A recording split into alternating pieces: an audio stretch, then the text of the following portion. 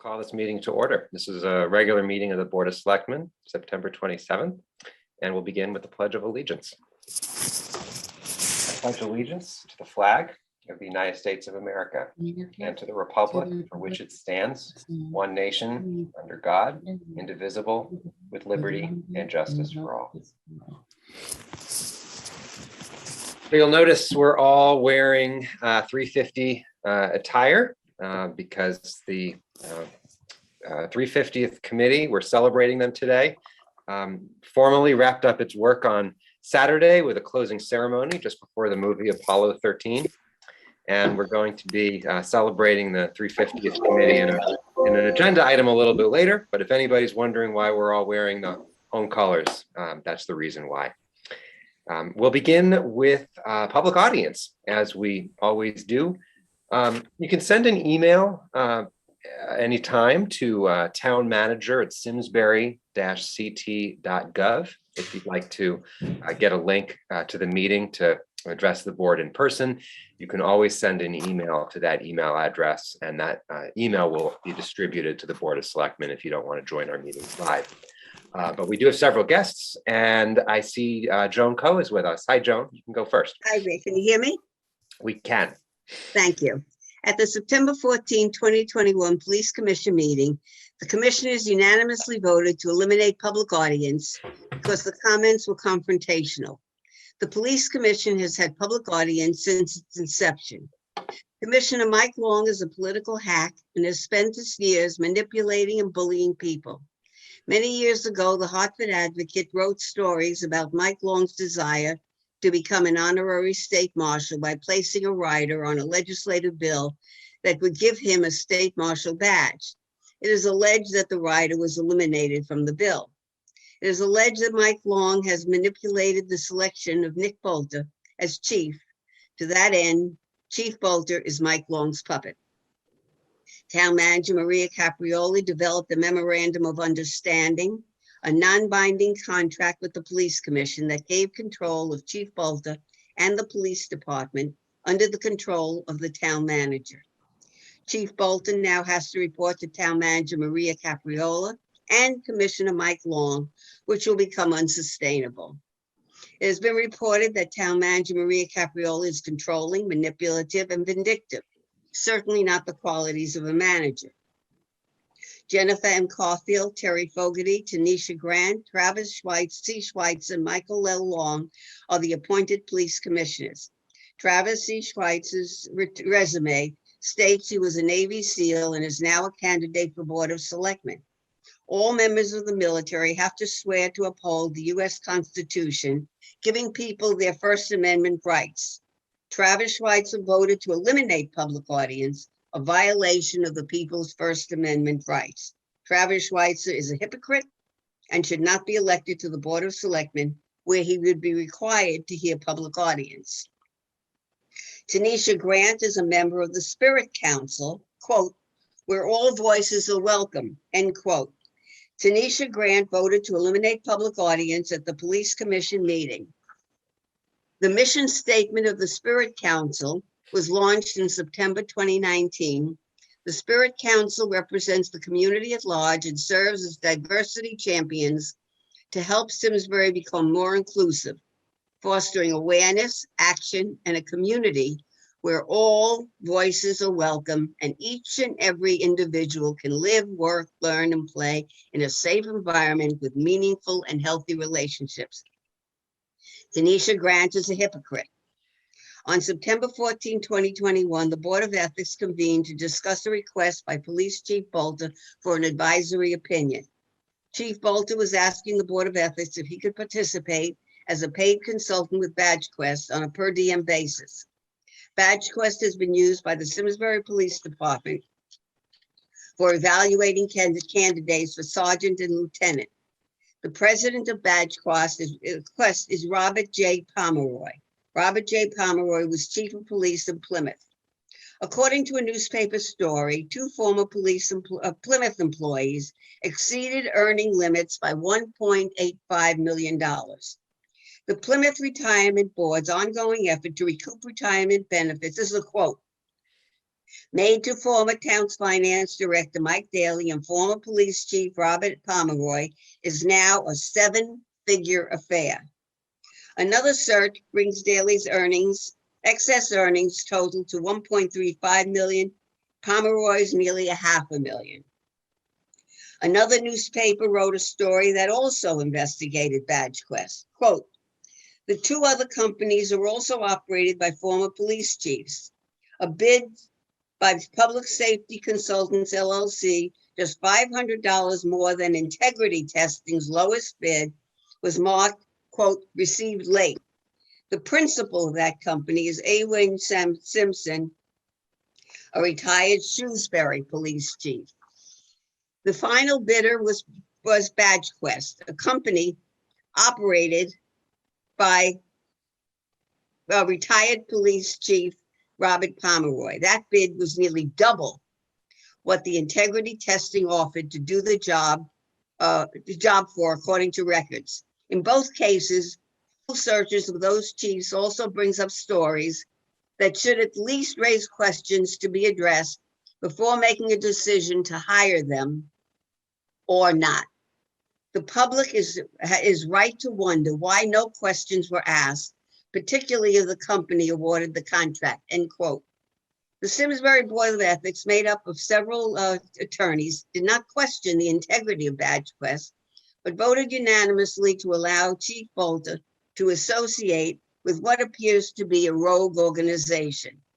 There are many unanswered questions. Did Chief Bolter receive a written contract from Badge Quest? Did other organizations bid on the contract? Did Chief Bolter review the background of Badge Quest and the investigations of Robert J. Pomeroy? Is Chief Bolter more interested in his financial gain than the quality of service to the Simsbury taxpayers? As a result of Chief Bolter's poor judgment, Town Manager Maria Capriola and the Police Commission have enough evidence of just cause to remove Chief Bolter as chief of the Simsbury Police Department. Do the actions of Chief Bolter reflect on the management of Town Manager Maria Caprioli, since she must have approved of this transaction? The police officers should once again vote no confidence in Chief Bolter. Pursuant to the Freedom of Information Act, I have asked for all information associated with Badge Quest from 2019 to the present, and all of my comments will be posted on Simsbury Patch, Twitter at Joan Co, and Facebook. Thank you for listening. Thanks, Joan. And we also have Bob Hensley with us for public audience tonight. Hi, Bob. You look like you might be on mute. All right. There we go. That's better. I'm not muted now. Some people would prefer me muted. Thank you so much for letting me speak this evening. I want to be to the point and as brief as necessary, but I do wish to bring to the board's attention a couple of things that are an important part of the community that I once directly participated in and now participate as a grandparent more, but they're really wonderful assets. As we all know, Simsbury has a number of those great assets that we all utilize. So I wanted to bring to the board's attention the Rotary Park area on Ironhorse Boulevard. This is an area that was created by the Simsbury Granby Rotary Club many years ago, and it was an incredible investment on the part of all of those wonderful people. And it has been upgraded by them once at least since then and cleaned up several times. That area is a valuable resource to the community, especially for small children and toddlers and parents who take their children down there to play safely and to get exercise and to just have a great afternoon in the sun. Over the years, the park has been reconditioned, as I mentioned. They've added equipment, upgraded some of the equipment, and it's properly fenced. The fencing down there is very nice. It's like the fencing around the rest of the Performing Arts Center down there. It's a treasure, as I said, for parents, especially those with toddlers. on a nice sunny afternoon. Although called Rotary Park, I believe the town of Simsbury now has owners, I'll call it ownership and control of the park and is responsible for its maintenance and care. I bring this to your attention because the park sadly is in disrepair. And this happens, I mean, it's a heavily used area. I went down there again this afternoon, I'll get to that in a minute. But it's a heavily used area, so it is going to need attention periodically. But it's in disrepair and lacks some essentials like sand in the sandbox. Today I was down there and there was a father down there with his 3 boys and they were playing in the sand/dirt because there wasn't much sand in the sandbox. And it's been a hangout. It has become now a hangout for older children, older kids. I'm assuming from the junior high. I doubt that they're high school kids, at least not what I saw, who abuse the equipment because the equipment's for small kids, so they're all over it, and often use the equipment inappropriately, I'll call it, and break it. In fact, I sent pictures earlier in the week, and then I took more pictures today, which I haven't had a chance to send to anybody, of equipment that now is broken, and somebody put yellow caution tape around one of the pieces of equipment. I mean, it's just kind of a sad, it's a sad, inappropriate statement for Simsbury, if nothing else.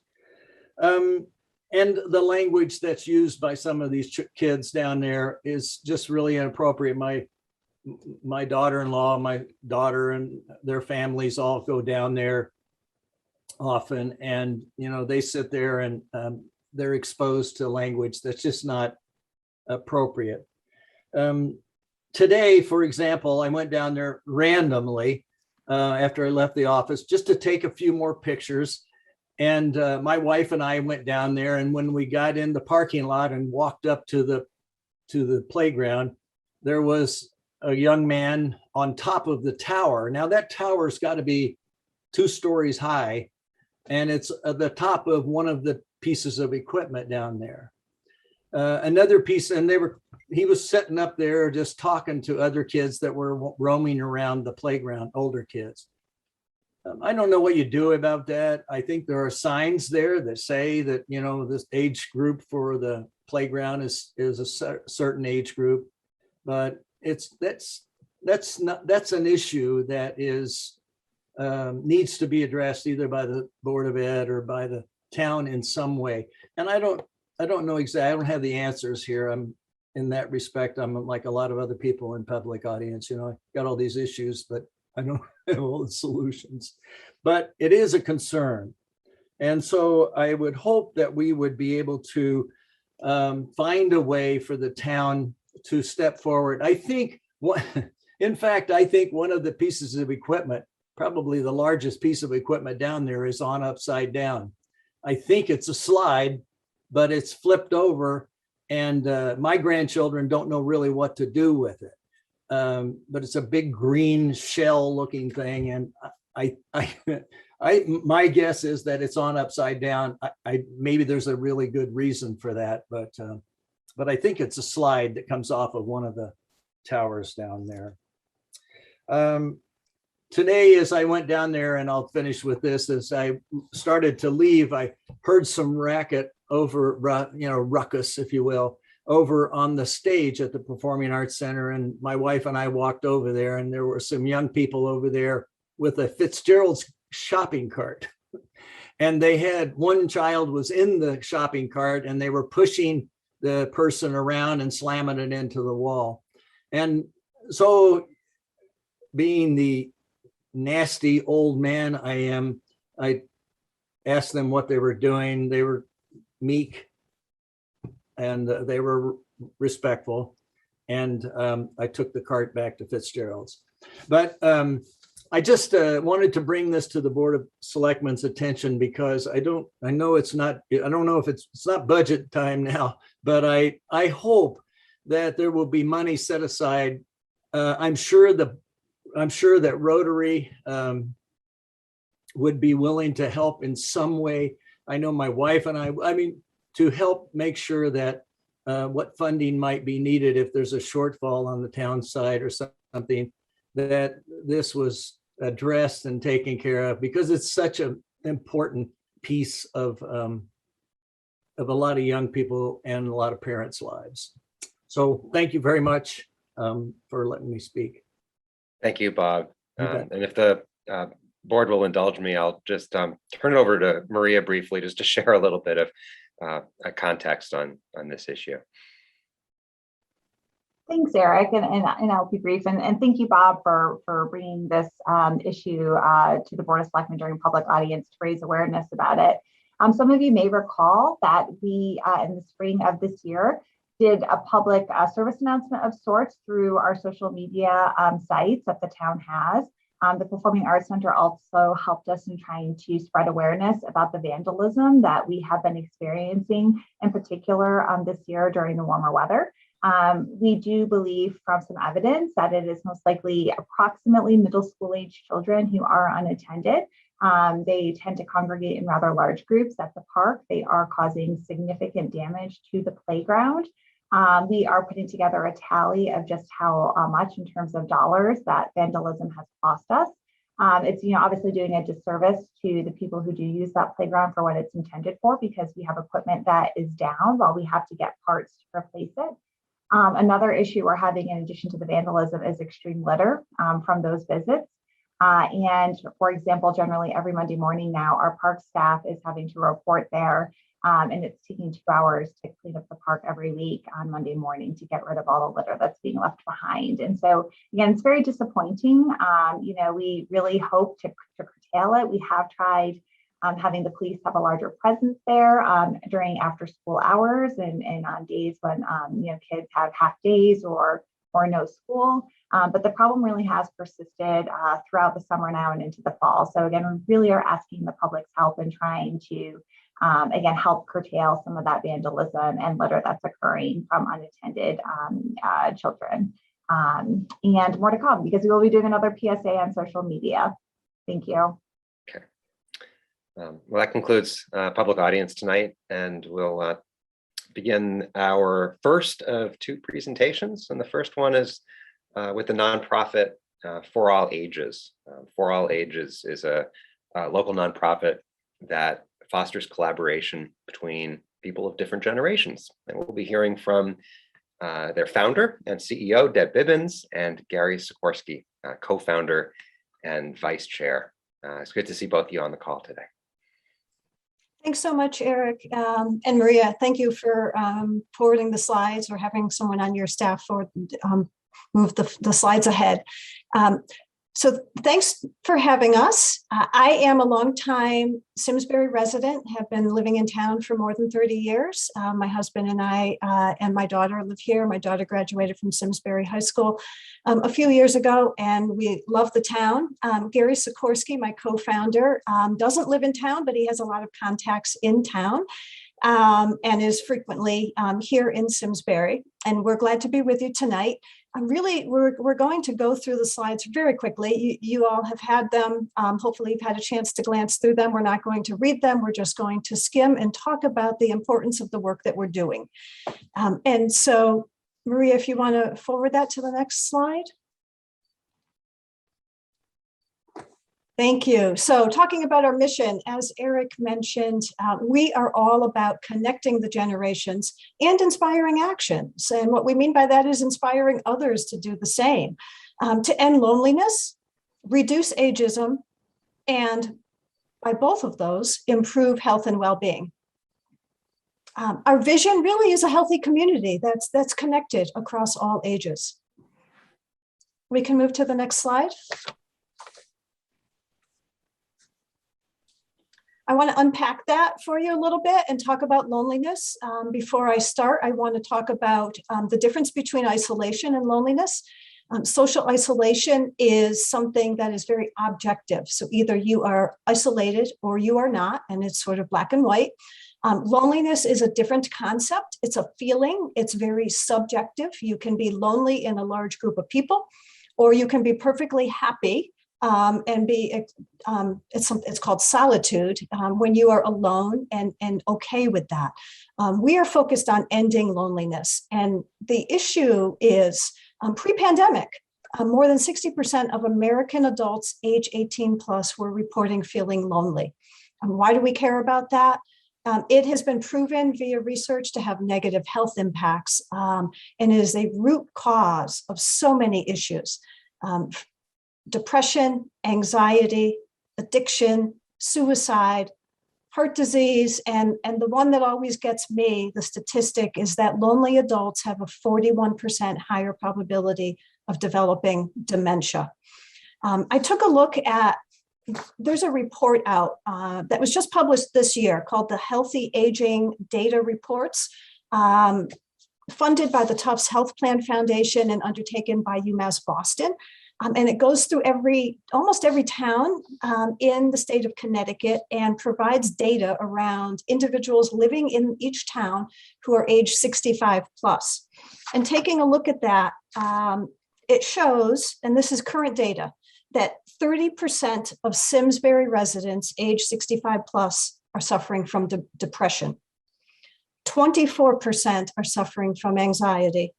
And 17% of Simsbury's current residents age 65 plus have dementia. And so everything that we are doing is focused on helping not only the older adult population in town, but all ages. Maria, you can forward that.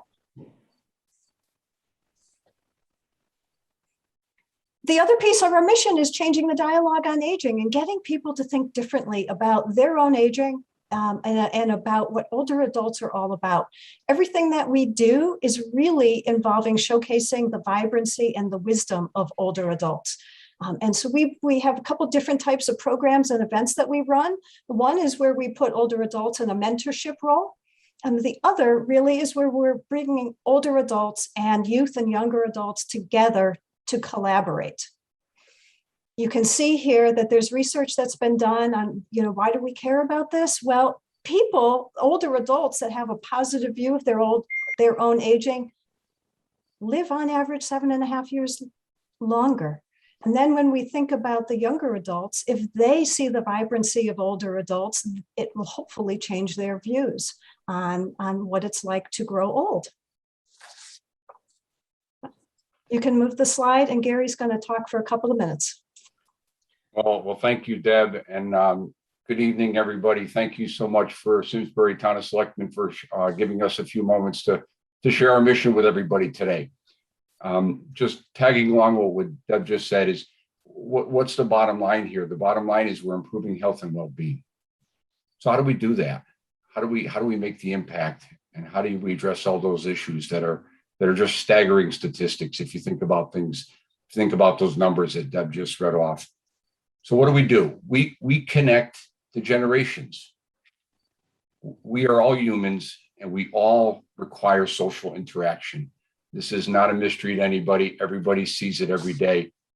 And one thing that we often see is that I would bet that if you asked each one of yourselves how many people you might know that could use a little social connection, or that would benefit from talking to somebody, or just doing some task together.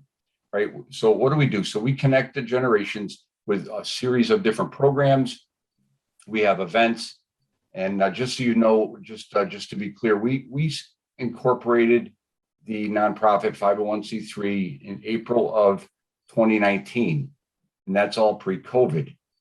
So one of the things that's quite staggering for me, as I'm sure it is for a lot of people, is the numbers that you just heard are pre-COVID pandemic.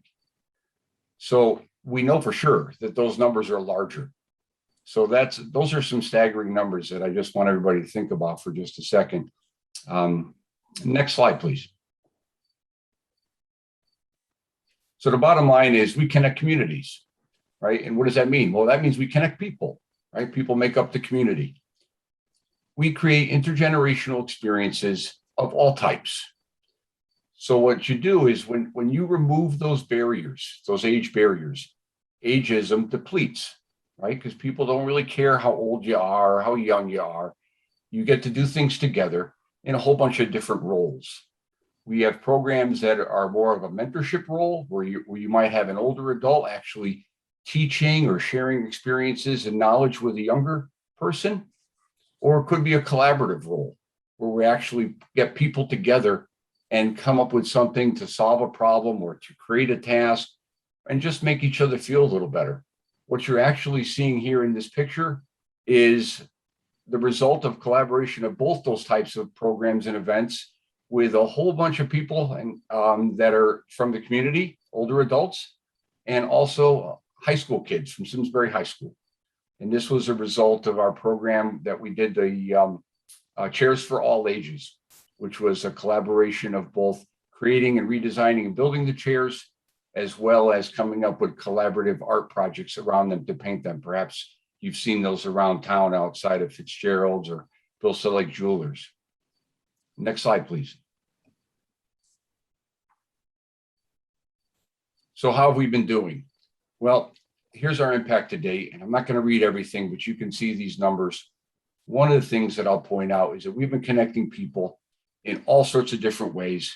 You see the number 4,000 hours of intergenerational connection and collaboration. That's a lot of time. And I also want to point out that over half of these statistics are actually directly impacting Simsbury residents. We've worked throughout the state in a couple of different our programs. For example, our T at 3 program that Deb is going to talk about, that is a statewide program. But we've also done things like our Joyful Notes program, where we've actually delivered cards to people that were isolated in some of the adult living communities and around neighboring towns. I'll mention one last thing, and that was the Simsbury Rocks program. Perhaps some of you knew about this. This was really interesting because this happened just as COVID started. And we kind of really snuck it in. I can remember leaving the Eno Center one night, and it was literally 4 days later where the state shut down. We actually got together over 350 Simsbury adult residents. We brought them together with different groups of youth, like, for example, the Girl Scouts, and we created the collaboration where they just got to talk. Yes, we painted rocks, and that was a lot of fun, but it wasn't really about the rocks. It was about connecting people.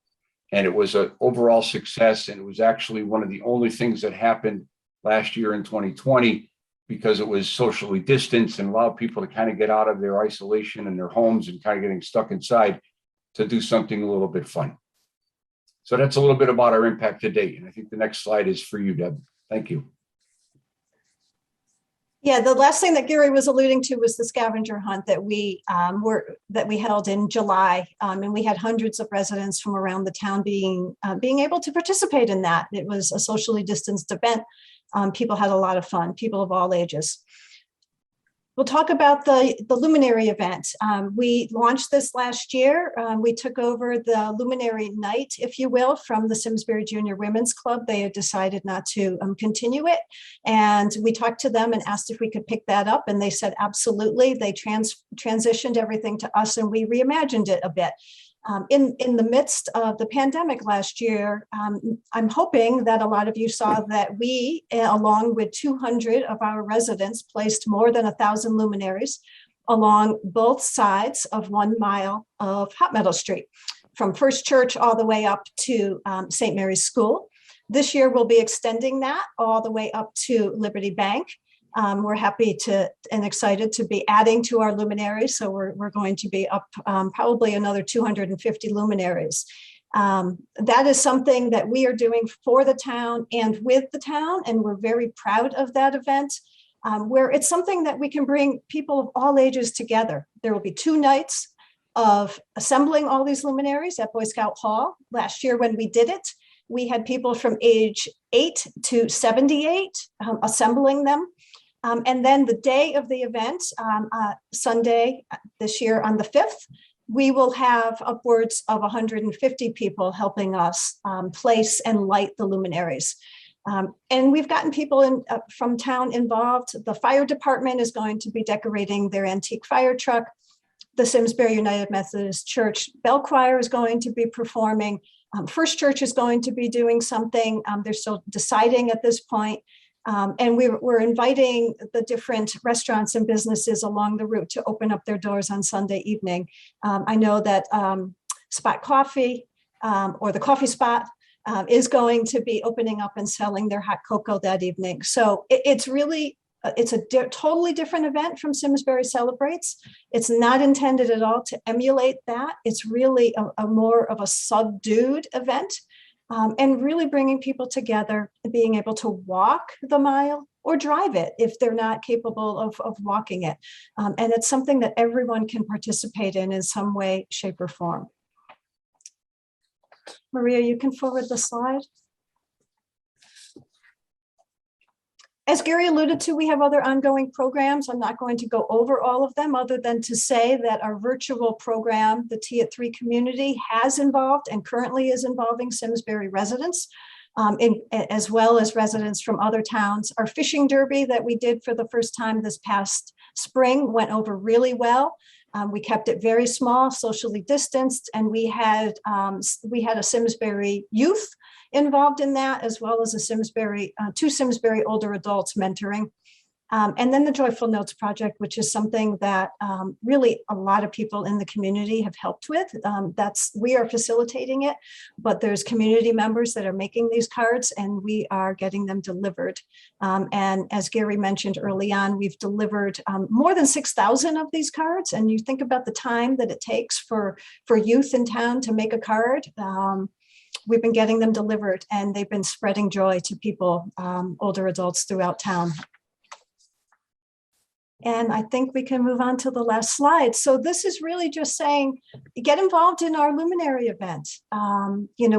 There's a couple of people on the call right now that are sponsoring it. And we thank Paynes for being a sponsor and we thank Liberty Bank for being a sponsor this year.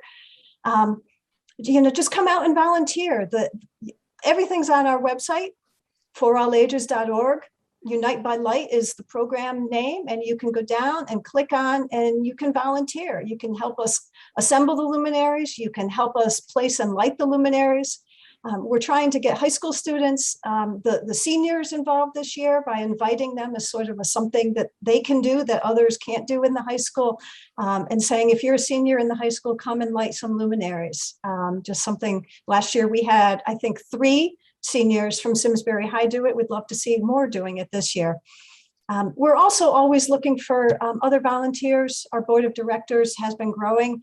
We're very proud of our board. At this point, we are looking for someone in the mental health field. We are looking for a finance, accounting, or actuary professional. And we're looking for an additional lawyer to join our board. So I will leave it at that and open it up to see if anyone has any questions for us.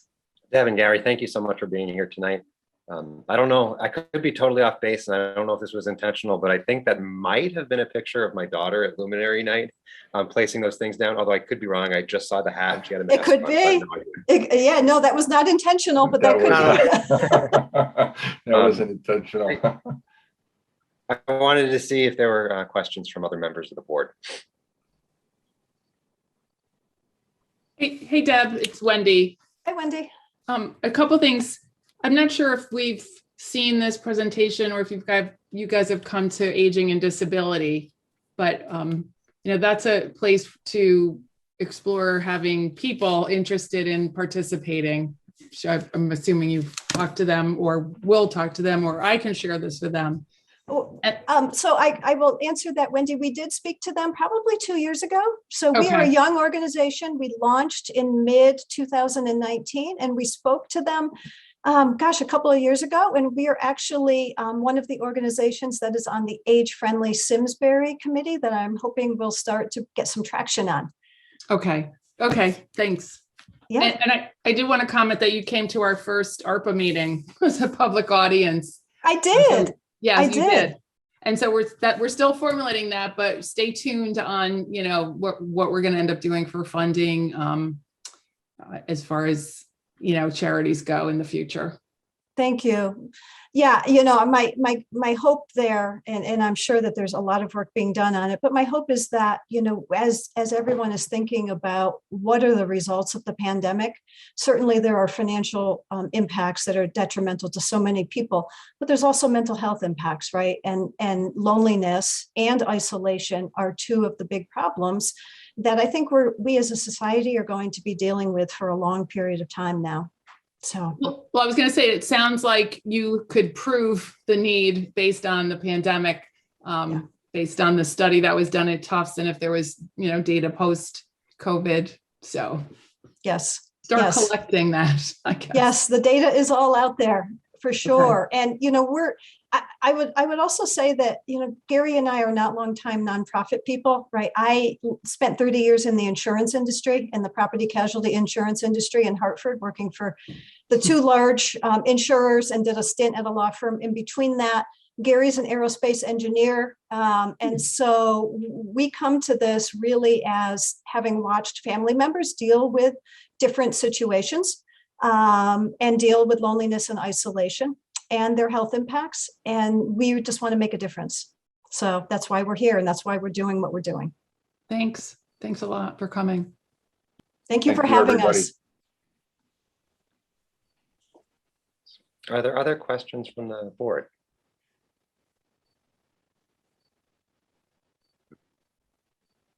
Well, thank you. Thank you, Eric. And thank you everyone for listening to us, and reach out to me if you have any questions. Just get in touch. Thanks, Deb. Thank you. Thank you. Yeah. We're going to leave now, I think. Please let us know if there's opportunities for our board to engage in your work. We definitely will. Thanks. Yeah. I'm having some unstable internet issues, so I apologize if I'm cutting out at all. But I wanted to turn it over for our next presentation to members of the Performing Arts Center board. Performing Arts Center is going to share with us the vision for what's known as phase 2 of their renovation. Am I coming through okay, or am I breaking up? Can hear you. All right, I'll turn it over to you, Martin. Okay, great. Thank you, Eric, very much. And thank you to the rest of the board for this opportunity to provide this update. I'm joined this evening by two other Performing Arts Center board members, Bill Clegg, who chairs our facilities committee, and Chris Barnett, who is chairing our fundraising committee for this project. I see that the PowerPoint is up, and I'm sure when we get to Bill's part, that'll be very helpful. And we also provided a memo in advance, which hopefully you all have. So our purpose, as Eric said, our purpose this evening is to provide you with a brief overview of the planned investments in the venue, which are intended to deliver community amenities, enhance the audience and performer experience, and welcome a more diverse audience. We also want to share our fundraising plans and ask for the town's support. Specifically on that front, we're requesting that the $300,000 that is earmarked in future capital plans for a proposed freestanding restroom building located near Rotary Park, we're asking that be redirected to support our phase 2 addition to the back of the stage, and that building would include, as Bill will detail, will include publicly accessible restrooms that are acceptable to the town. Further, we hope that the Board of Selectmen will keep the SIMPAC in mind at the end of the fiscal year in the event that there is any budget surplus that might be available to support this project. And finally, we just learned last week that the town manager, has found a provision in ARPA that may well offer an alternate source of funding for the improvements at the venue, which is very exciting. And so we are looking forward to working with the town on the application for this funding. However, in the meantime, we thought it was just prudent to continue with our fundraising plans in case ultimately the application is not successful for the ARPA program. So with that overview, let me now turn it over to Bill to talk about the improvements, and then Chris will talk about our fundraising plans. Thank you, Martin, and thank you to the Selectmen for letting us present tonight. Can we slide down to a couple of slides that might show the, keep going down if you don't mind. One more. I believe it's one more. So as Martin has kind of outlined briefly, what the scope of phase 2 really is to complete the design, or complete the construction of the design that was originally envisioned when the Performing Arts Center was first designed. And what it really is, it takes into is the things that we rent currently, our trailers and restrooms, and we really aren't able to accommodate some of the things that we need to do. So included in here are green rooms for performers, both for those who are more of a star type of performer. So there's there's an area where they have their own restroom. We also have restrooms that are available to men's and women's, with large rooms where it would accommodate our need for what we provide at the Hartford Symphony, which is obviously, you guys know, is one of our bigger performers. We also incorporated some permanent offices, a little bit of storage. It's really meant to be the office for the Performing Arts Center. And as Martin indicated, we also have incorporated public accessible restrooms that are gender neutral and also family friendly. So they're large enough to be able to have changing stations and all that sort of stuff in there. And before any of the, I'm anticipating a question, especially after Mr. Hensley's presentation, that yes, those restrooms are being designed in a way to be as indestructible as possible. And that's, you can't have it 100%, but there's ways to be able to make it so that vandalism would be minimized. As you can see from the renderings, and I give a little shout out to Phase 0, who has helped us through the initial phases of this as a great sponsor. We're looking to continue the design and feeling of the existing Performing Arts Center just to enhance the facility. And if we could flip to the next slide. So in addition to that, we continually are looking for ways to improve or enhance the experience of our patrons. So what you're seeing here is proposed a permanent men's and women's room that would be primarily used by the VIP visitors to our Performing Arts Center when there was an event, and also be accessible as needed for other, whether it be a running race or a volleyball or whatever the thing that we might have going on, that's also available for that as well. Again, keeping the materials similar to what is there, and similar roof lines and those sorts of things. So with that, I'm going to turn it over to Chris. There's no slides for me, so thank you for listening to us. Just want to briefly go over what we're looking at in terms of a fundraising campaign. Our goal is $2.5 million. A portion of that would cover the cost of the expansion of the existing building. A portion would cover the freestanding restrooms. And we're looking to establish a fund as well to allow us to provide the facility at low cost or no cost to underserved communities to be able to use our space as well. We're entering what we're referring to as the quiet phase, where we have put out an RFP to several consultants. We're interviewing our last tomorrow. We've have a committee formed from board members and some non-board members for the fundraising capital campaign. We are referring to this as the next act, not phase 2. So it's really what we're looking to do as the next step. We're looking to, in the private phase, we're going to be exploring grant opportunities, private donations from private donors, corporate funding, and potentially public funds during that time frame. We will go public next spring, where we will, kick off our season with the public phase of fundraising for donors, throughout the community and throughout the Farmington Valley.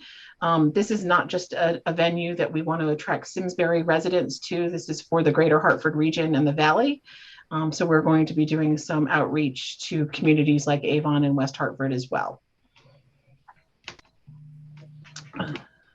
So that summarizes the fundraising. I had a day off from the 350th, so I thought I'd start this. Of course you did. And we thank you for that. Wearing So Eric, yeah, so that concludes our presentation, and we're open for any questions that the board has. Great. Well, thanks for this. I thought it was important to have this conversation, and it's going to be an ongoing conversation as this project evolves.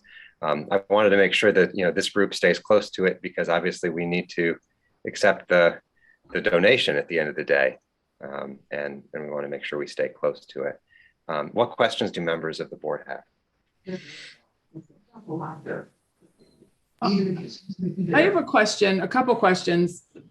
The first one is just what, it's kind of out there a little, but what's the status on the parking and facilities? Because that money is in this current year budget, and I don't think we've heard any updates on where that stands. So I just was curious about that. So I don't know if town might want to answer that, but I can say that Jeff Shea and a number of other, Tom Tversky and others have been I've been on coordination meetings with them. That project seems to be moving along actually quite nicely. Good. And what we've been, the reason that they brought me in is to make sure we're coordinating whatever plans we have that will not, will accommodate with the work that's going on. And again, they've done a great job.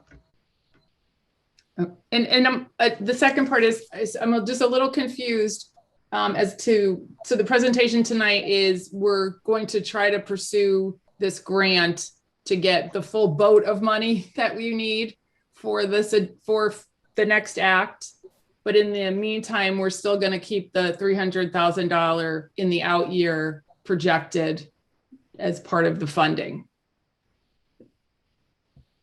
Is that what? Well, I think, yeah. So and Maria may want to jump in here as well. There's a whole application process to go after the ARPA dollars, and so that will take time. We just felt that because it's a competitive process, as we understand it, for these dollars, since we were ready to go with with the fundraising plan that Chris just talked about, we'd be better off continuing down that path, because really the work that we're going to be doing during the quiet period is by its nature quiet. So if in fact, at the end of the year, the town is successful with the application, we would, certainly then shift our attention over to that source of funding. Okay, I was just trying to understand the different pieces, how they related. Thank you. Maria, is there any context that you'd be comfortable sharing around the grant opportunity? Absolutely. So we're excited that we might have a possible grant opportunity that could potentially pay for the entirety of the Dan Shell expansion project. There are some funds that the federal EDA, which is the Economic Development Agency, received as part of one of the rounds of the stimulus packages that came out. The funding is a bit non-traditional for the EDA. They tend to do more so sort of infrastructure, but this is actually for outdoor cultural arts venues and cultural outdoor recreational tourism, the grant opportunity. It's also quite sizable. We can ask for up to $10 million. So we had the first phase in the process, in which it was essentially an exploratory meeting that we needed to have with our regional EDA contact, which was actually our Council of Government. And they did say that this project may in fact be eligible. So the next step in the process will be for us to complete a project abstract template that they have. And then we would have a follow-up meeting with the representatives from the EDA. And if they greenlight us at that point, there would be a formal grant application that we would need to complete. So I do have a meeting scheduled later this week with Linda Schofield and Missy Tom Tyborski, and Orlando Castellano, our park superintendent, and Jeff. And we're going to really kind of do our best to really look at the facility comprehensively, because we can ask for up to $10 million. So there may be some additional work. For example, there's some electrical improvements we've been wanting to do on the fields that would really help with our food truck vendors. So things like that. We wanted to do some LED upgrades, things of that nature. So we're really going to take a comprehensive look. Okay, what are all of those things? So we can really put our best foot forward when we're trying to qualify for the EDA grant. Great, thanks, Maria. Other questions, either for Maria on the grant opportunity or on what was shared with us tonight? No, I appreciate the presentation. I did want to talk for a moment about the letter that's included in the packet.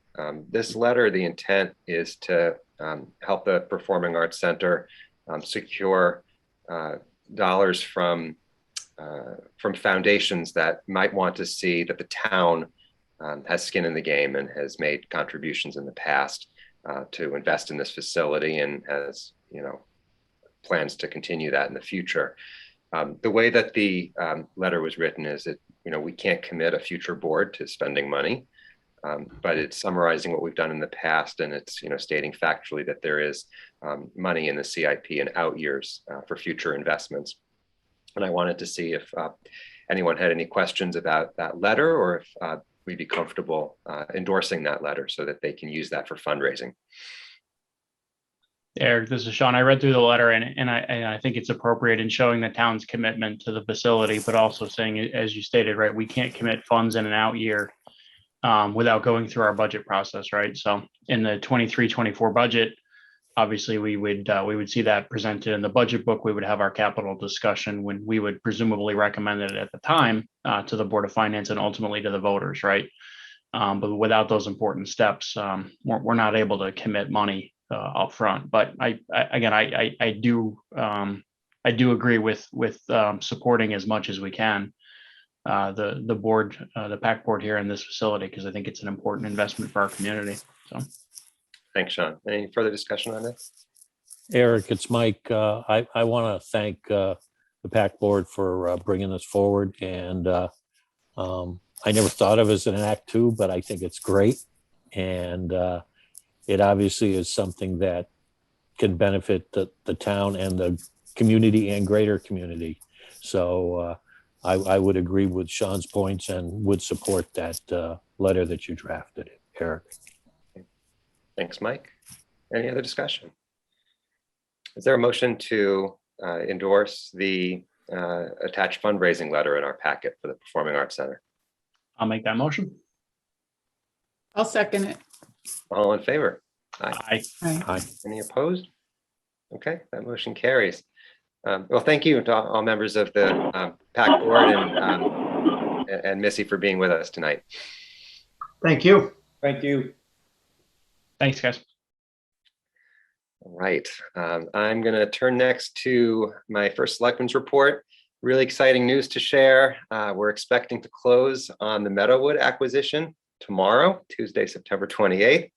Meadowwood comprises nearly 300 acres off of Firetown and Hoskins and county roads that the town's been working to preserve for farming, passive recreation, and for its historical significance.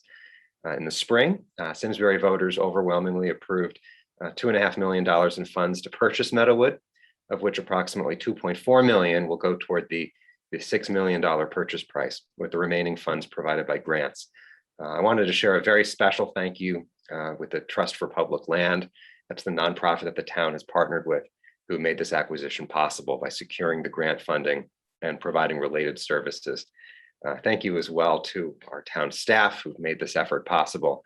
And we are expecting to do a grand ribbon cutting to celebrate together as a community. And we'll share more details when that's planned. In my message that's going out to the community, I'll be sharing a summary of the 350th committee and their work, and a big thank you there. But I'm gonna hold that now because I know that's coming up in a little bit later in our agenda. I did want to give an update. At the September 17th meeting of the Public Safety Subcommittee, The issue of cell service was discussed, and we know that spotty cell service has been a long-standing issue in Simsbury, which is why I'm pleased to share that the town, the fire district, and the Main Street Partnership will be working collaboratively on finding solutions. Keep an eye out for a short survey that'll be going out shortly to understand the current gaps in cell coverage. And if you currently don't subscribe to news and announcements, you can sign up on our town website. A couple of new businesses to highlight. The Bell and Raven is a magical gift and bookshop that's scheduled to open October 2nd in the Simsbury Town Shops. And La Jolla Fresh Mexican is scheduled to open on October 14th in Andy's Plaza. The Spirit Council's Let's Talk series continues on Thursday, October 7th, with a virtual panel discussion about issues important to our Latinx community. Speakers are members of our community. They include a school psychologist, a graphic designer, and the Latino and Puerto Rican policy director for the Connecticut General Assembly. The event is free and registration is required on the library's website. I'm honored to co-chair a walkathon and fundraiser for Interval House, which supports survivors of domestic violence in our community. It's scheduled for Saturday, October 9th at 9 a.m. at Fisher Meadows in Avon. And you can sign up through a link on Interval House's website. Interval House is an organization that receives referrals from our town's Department of Community and Social Services, and is also an organization that our town supports with an annual financial contribution. Lastly, the Simsbury Chamber of Commerce, Simsbury Meadows Performing Arts Center, and the town of Simsbury invite you to celebrate Halloween at a spooktacular drive-through celebration on Sunday, October 17th. Families will collect treats during the drive-through, which starts on Ironhorse Boulevard, and it ends at Simsbury Meadows Performing Arts Center. There'll be food trucks, entertainment, and activities, and attendees are encouraged to dress up and decorate their cars for a chance to win a prize for the most creative. I'll turn it over next to Maria with the town manager's report. Great, thanks so much, Eric. Good evening, everyone. All right, so starting off with our pandemic update, we are continuing to monitor the state's municipal COVID alert system. We are currently at orange status for the sixth consecutive week now. However, we are currently at 10.4 cases per 100,000 people. That is a decrease from 12.4 the week prior. We had 17 new cases for the week ending September 17th. And our positivity rate decreased to 3%. I do want to say to the community, keep up the good work, because for the third consecutive week, our positive COVID case numbers have slowly but steadily declined during that period. We were very close this week to reaching the yellow alert status, which is less than 10 cases, but more than 5 cases per 100,000 residents. I think that this is quite notable, but since our mask order was issued, we have not reached the red alert status, which is the highest level of risk for the DPH municipal alert system. But comparatively, 6 of the other 9 towns within our health district have reached the red alert status at some point during that same time period. I know that it's quite hard to measure definitively the effect that prevention measures have in regards to battling the pandemic. But again, I think that the fact that we have not yet reached red alert status, provides some positive indicators for us.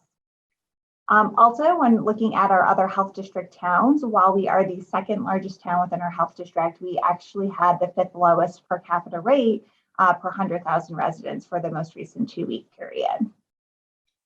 The health district is reporting that nearly 28% of all cases in our most recent week ending September 18th for positive cases were among school-aged children who are ages 4 to 18 years old.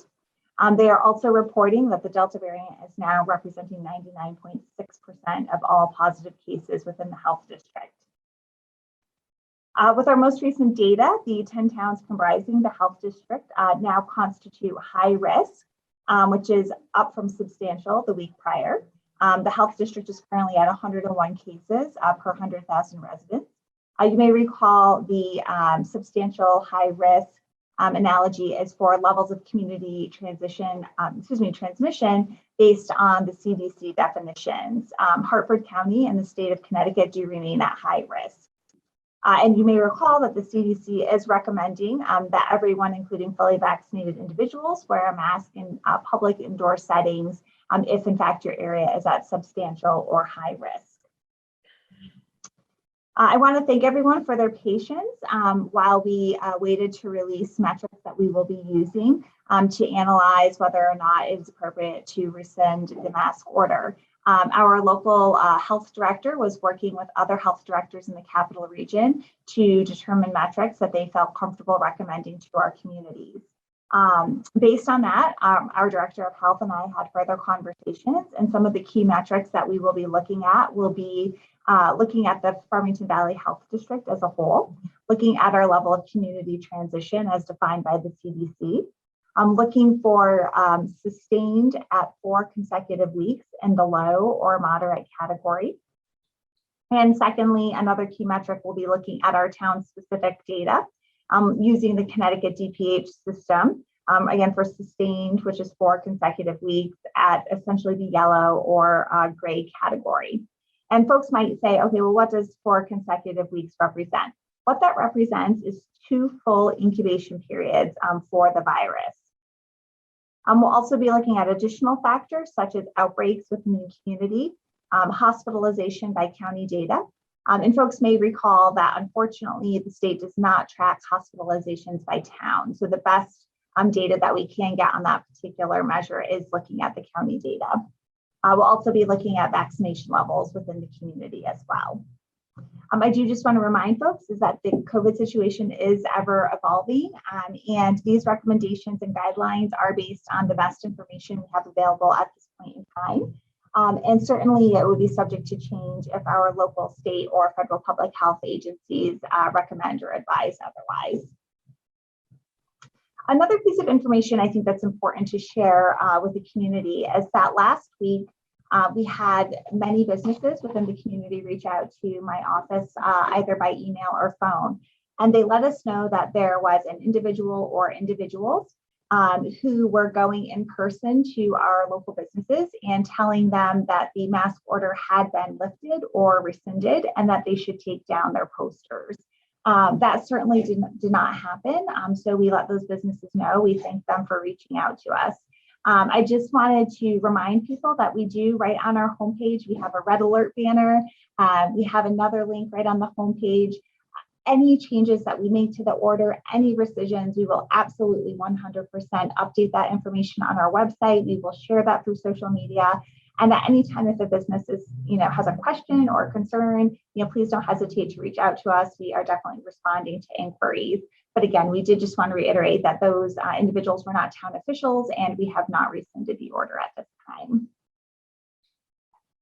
In regards to our vaccination data, we are now at just over 71% of our overall residents who are fully vaccinated. Amongst those who are eligible for vaccination, we are now up to just under 86%.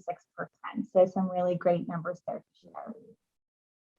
And lastly, for our pandemic update, just a reminder that our Simsbury Main Street Partnership, working in partnership with the Farmington Valley Health District, is working with the restaurant and food service industry to help get their staff members vaccinated at no cost. That's a wonderful grant opportunity that they had received. So if you are a business owner and would like to provide that service to your staff members, please contact the Farmington Valley Health District at 860-352-2333. And just a few department news and notes from the library. The Simsbury Public Library Board of Trustees unanimously adopted a statement on equity, diversity, and inclusion for the library. We have provided a link to that statement through the report. And they also unanimously endorsed the Urban Libraries Council statement on race and social equity. Another link is provided on that as well. And a sustainability initiative that we have been working on for some time, we're excited to announce that we were able to replace the library's water fountains with a combination water fountain, which also provides the water bottle refilling station. So a really nice project to help further our sustainability work. And from social services, just a reminder that they do have its annual flu shot clinic coming up on Tuesday, October 19th from 2 to 5 p.m. Folks who are interested in making an appointment should contact the Farmington Valley VNA at 860-651-3539. And from our planning department, we're pleased to announce the appointment of Joseph Hollis to our land use specialist position. You may recall Laura Barkowski, who previously held that position, was promoted to code enforcement officer and is doing really well in her new position. So Joe will be replacing her.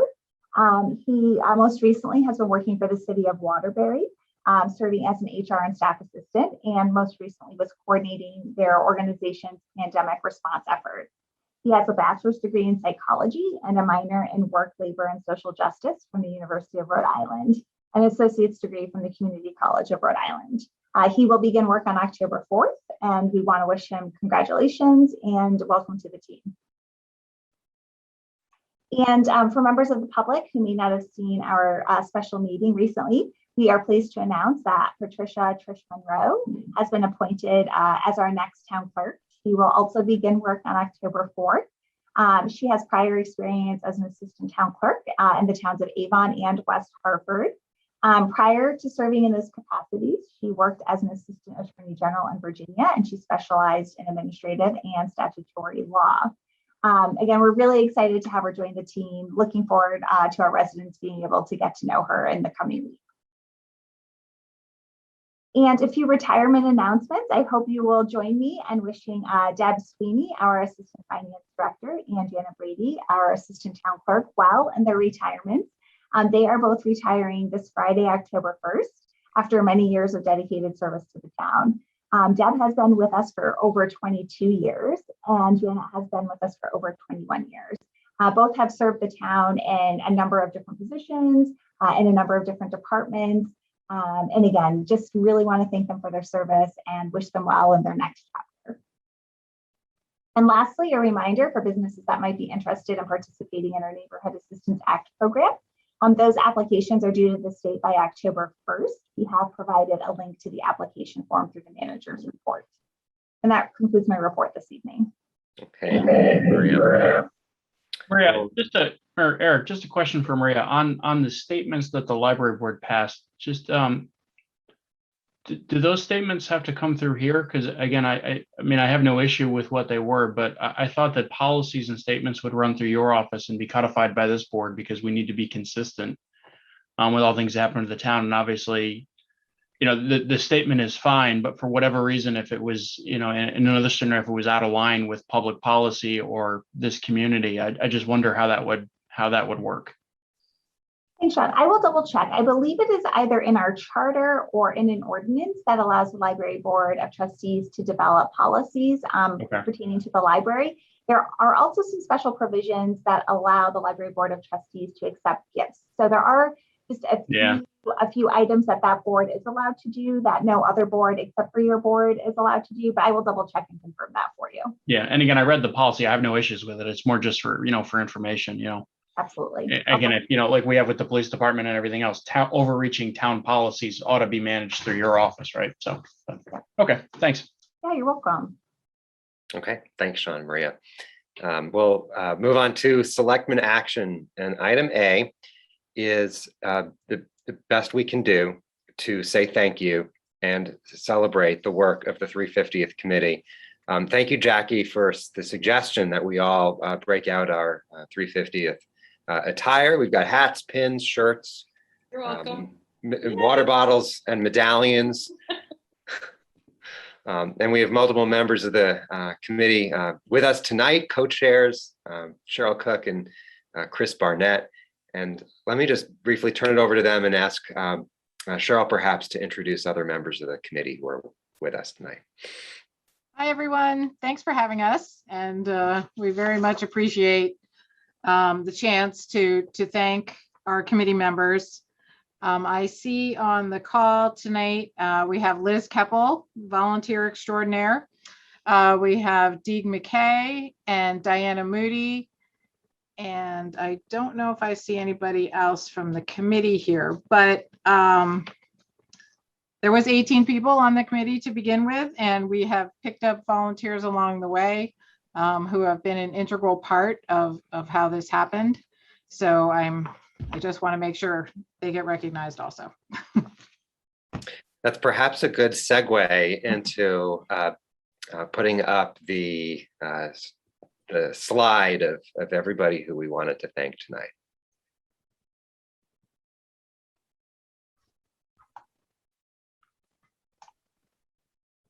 So, what this really shows us is the partnership that made this possible in terms of the volunteers and donors and staff. So we'd like to read this list, and each member of the Board of Selectmen will contribute. I'll begin. Our sponsors for the 350th celebration include Anthology, Big Y, Dornenberg Collenbach Advertising, Educational Play Care, Ensign Bickford Aerospace and Defense, Ethel Walker, Fitzgerald's Foods, Holloway's, Chris Barnett Realtor, Liberty Bank, and McLean. And I'll continue our thanks to the sponsors, Payne's, the Simsbury Land Trust, the Peterson family, the Theater Guild of Simsbury, Tobacco Valley Solar, Union Bank, Vincent's Funeral Homes, Weber and Meyer, the Wellman family, West Street Wines, and the Westminster School. And I'll continue with our thanks to the committee members, Stephen Antonio, Chris Barnett, Joe Buda, Joe Campolita, Cheryl Cook, Jeff Dornenberg, and Nancy Grandin. Mike, I could be mistaken, but I think you've got the middle column if you can see it. Yeah, I can. The committee members of Lisa Gray, Judy Knight, Wendy LaMontagne, Jan Littner, Doug McKay, and Anita Miller.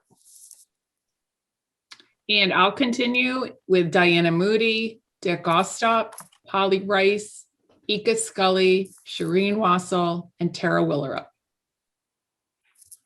And last for our volunteers, Kathy Fallon, Liz Keppel, Sarah Nielsen, Susan Selena, Lisa Karim from staff, and Tom Tyberski. Thank you, folks. Thank you.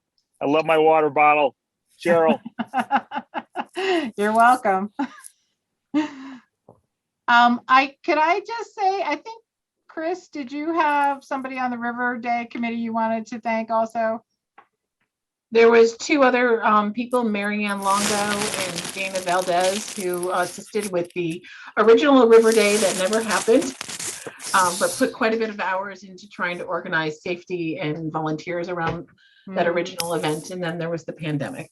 Yep. I also want to just say, and I know you recognize them, but God bless Tom Taberski and Lisa Kareem for putting up with us for 3 years. They've done an awesome job, and we couldn't have asked for better staff liaisons, and they really should be commended because this was above and beyond their call of duty.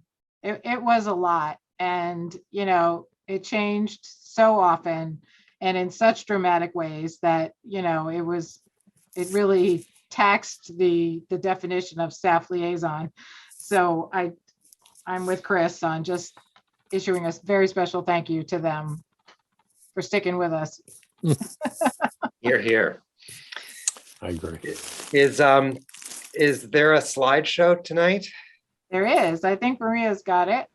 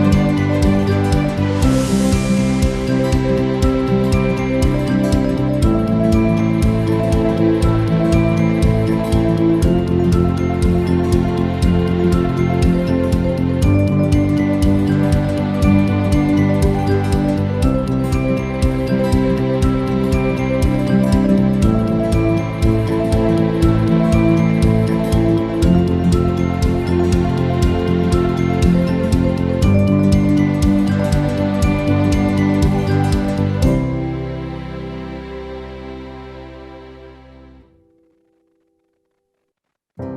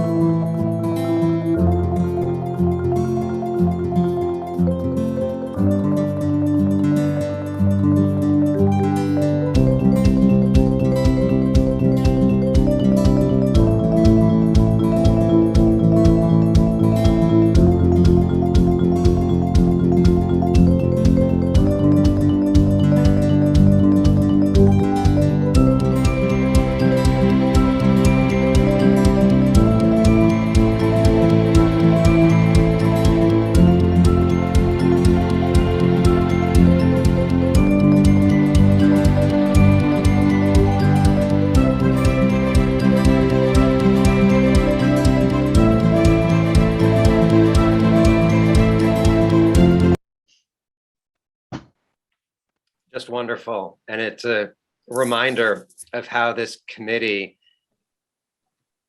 pivoted time and time again and gave this community opportunities to come together at a time when we were forced to spend so much. Just so grateful for everything that you've been able to do. And no doubt this wouldn't have been possible without the generous sponsors who made this possible. Speaking of which, I have a prop in my office from last Saturday, the closing ceremony, that I wanted to It bring fits, over huh? here. Got a giant check, and perhaps Cheryl, you could provide a little context what this is all about. So the giant check is what we found out doing our research is it's a tradition for anniversary committees to leave a gift for the town. There was one for the 300th. I have no idea what happened in 250th, but we'll just have to do that. So we felt strongly that, you know, if we had money left at the end, that we would like to dedicate it back to the town.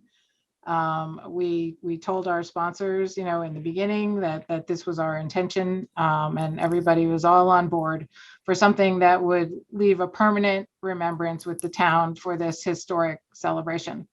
So that money that you see there, the $25,000, should cover an entry pillar for the entrance to town, and it will also cover a pollinator garden down at the Performing Arts Center. That's wonderful. Thank you. Love that. Should have kept That Bob is Hensley here awesome. for that. Thank you. Yeah. That's so thoughtful. It's outstanding. I Eric, wanted- is a motion in order to appoint Sherry as a temporary chair to the 375 committee, or is that? Too soon, Liz, Sean. stop that. No, put your hands down. Too soon. Love it. There are a couple of motions in order, and let me start with the most important one. Is there a motion effective September 27th, 2021, to offer our sincere gratitude, thanks, and appreciation to the members of the 350th Anniversary Committee, their volunteers, and staff? Move that with our thanks. I'll second with our thanks. All in favor? Aye. Aye, you guys are amazing. Thank you so much. Thank you, and thank you again to Tom. I know they were thanking you as staff. I don't know if Tom wanted to say anything. I kind of cut him off there. He kind of looked like he was going to say something. You guys, the committee has been fantastic to work with. They're really a nice group of people who just persevered. Nobody obviously could have seen what came to us over this last year and a half, but they wanted to see it to the end, and they did. And I appreciate all the hard work that they put into it. And none of this would have been possible without their time and effort. And Chris and Cheryl beating the bushes for the sponsor money. They did a overwhelmingly fantastic job with that. And kudos to them and all of the group. And thank you for letting me be a small part of it. Thank you, Tom. I wanted to see if there were other thoughts or reflections anyone else wanted to share. Eric, this is Mike. I got to tell you guys, I was here for the 300th, and it is amazing how you guys persevered, and usually an anniversary is a 12-month period or something like that, and you guys far exceeded that. But you put your heart and soul into it, and thank you guys so much. Right, and there's one more motion that I don't want to forget. Is there a motion effective September 27th, 2021 to proceed with the procurement and installation of a stone welcome pillar and pollinator garden should sufficient funds remain from the 350th anniversary account? That. Second it. All in favor? Aye. Aye. Aye. All right. I I am am, one more motion in order, right? Or is that not? nope, we're No, we're not doing the second part. hold our horses on that one Okay. until they Sorry, I fully was reading the complete their packet. work. You're not getting off easy tonight, Sherry. Next time. No, I know. I told Eric if he really wants to do that, then. no, I appreciate it. So I'm gonna, we actually have another item on the agenda that's coming up in about 30 seconds that I'll just ask you to stick around for. But I will pivot real quick to tax refund requests. Is there a motion effective September 27th, 2021 to approve the presented tax refunds in the So amount of moved. $12,791? Second. Bye, guys. I'm in favor. All right. Aye. All right. You got it. That's approved unanimously. Item C is a Small Town America Civic Volunteer Award. This is something we discussed at our last meeting. We have an opportunity to nominate up to 2 organizations or individuals for this national award that recognizes volunteerism in towns with populations of less than 25,000. And we discussed at our last meeting about nominating the 350th committee as a committee, and also Cheryl Cook as an individual for her record of service throughout the community beyond 350. Cheryl, we know, co-chaired the 350th, chair of Community for Care, co-chair of the Spirit Council, volunteers at Cheese Day, is a member of the Housing Authority Board, and has given back to the community in so many ways. And I wanted to see if there was a motion to nominate Cheryl individually and the 350th committee for this national award. I'll make that motion. I'll second that. And just again, thank you to both the committee for your, 2 or 3 year commitment. And Cheryl, thank you so much for your commitment to this town. It's just outstanding. Everything that Eric said, but we really appreciate it. And it doesn't go unnoticed. Thank you. I'm overwhelmed, honestly. Okay, Jackie. So that was made and seconded. Any further discussion? No, I just want to say congratulations, Cheryl, and it's well deserved. Thank you. Thanks, Diana. All in favor? Aye. Aye. Thanks for sticking around, Cheryl and committee members. Thank you, guys. Congratulations. Thank you. Thank you. Well done, so guys. much. Good job. Thank you. Thanks Thank to you. everybody. 375 is right around the corner. For volunteers now. Yeah, Run, Mike, I think you're up. run. All right. That concludes Selectmen action tonight. I wanted to see if there was any feedback on the minutes of our meeting from September 13th or September 21st. Eric, I had one thing on our minutes from September 13th. I had abstained from that vote on the East Granby Leafs. Let the record reflect that. Thanks, Mike. No problem. Good catch. Any other feedback? Okay, then they'll stand with that addition. Are there any Selectmen liaison or subcommittee reports tonight? Just a continuation. Obviously, you started off the public safety discussion earlier with the cell phone issue, and I know that an issue Jackie has championed a long time with the connectivity downtown, and obviously Sarah Nielsen and Main Street have done a ton of work there. I know there's a lot of work going on. I believe Sarah and a lot of agencies within the community met last week on this, and there's going to be a lot more forthcoming. But some really good research been done by Sarah and folks to move this rock forward. So we'll be coming forward. I believe Jackie and I will be coming forward with some solutions that this group has put together to really inform where we can use our pen and our voices to help address, which is really a substantial public safety need. Folks talk about it as drop cell phone calls, but the reality is there's far too many places in this community where you cannot call 911 in the event that you need to at various points in the day or various points in town. In fact, some of them are right on Route 10, and that's as I understood, right, Jackie, due to either aging equipment, broken equipment, equipment that's being held up from being repaired. So a lot of information from the siting council and otherwise. And arguably one of the biggest public safety challenges we're experiencing right now and have for a long time, honestly.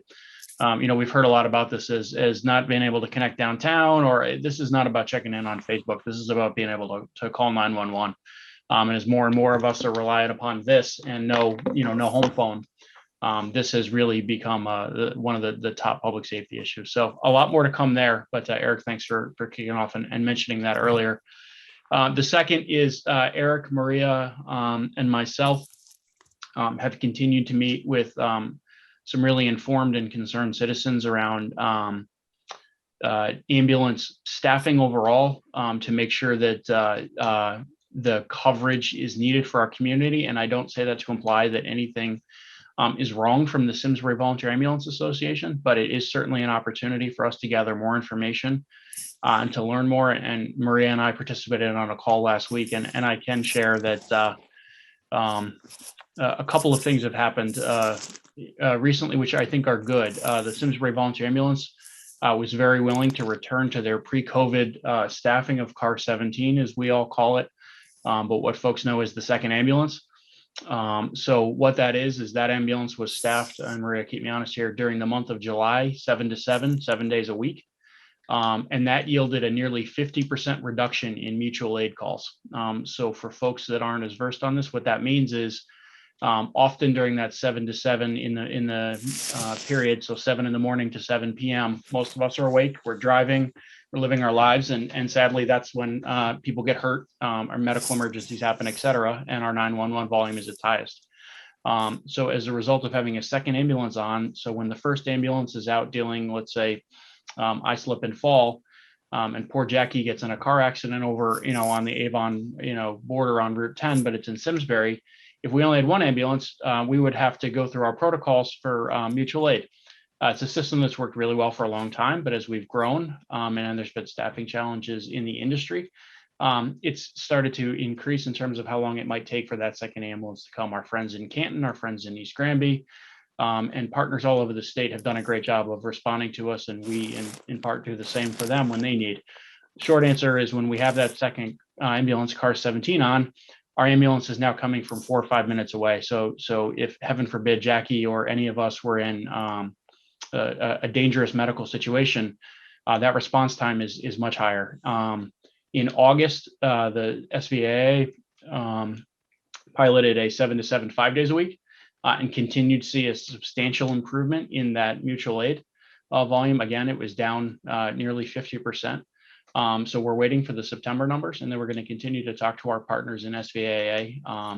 And as we move into the contract update next year, decide as a public safety what we would recommend to this board, whomever is on the board at the time, what we might want to see in that updated contract to make sure that we're providing the level of service as the contracting body, the government, for the ambulance service. And again, in no way is Simsbury Volunteer Ambulance doing anything but providing us exemplary service at this point. They're in full compliance with the contract. They're living up to their obligations. But with anything in public safety, we often look for improvements, right? We don't just settle on what we did well yesterday. We look for improvements for tomorrow. So a little bit of a long update, Eric. I apologize, but a lot of important work. And again, spurred by some interested residents who wanted to be help inform and be part of the solution. So another great example of volunteerism in our community. Summary, Sean. Thanks. What other updates do we have tonight? Eric, just as a follow on to public safety, end of last week's public safety meeting, which is online, I would, for folks who are interested, catch a piece of it. I think there was a strong update from all aspects of our emergency services departments and personnel, as well from Tom Roy, with, again, talking about the sort of unheralded and unseen responses to the recent storms we had. And just goes to the strength of those services that we've received, the department's organization capabilities, and the commitment and level of capabilities of the staff and the volunteers in all those organizations that through some fairly substantial storms, our infrastructure stayed whole and our streets by and large and our community stayed safe. So I think that is a good update in that meeting on that topic. So just wanted to highlight that. Thanks, Chris. Yes, thanks for pinch hitting and covering that meeting for me. I appreciate you doing that. Happy. Any other updates tonight? Was there anything under communication anyone wanted to raise? Okay. Is there a motion to adjourn to executive session with Maria Capriola to discuss the town manager's annual performance review? So moved. Second. All in favor? Aye. All right. Aye.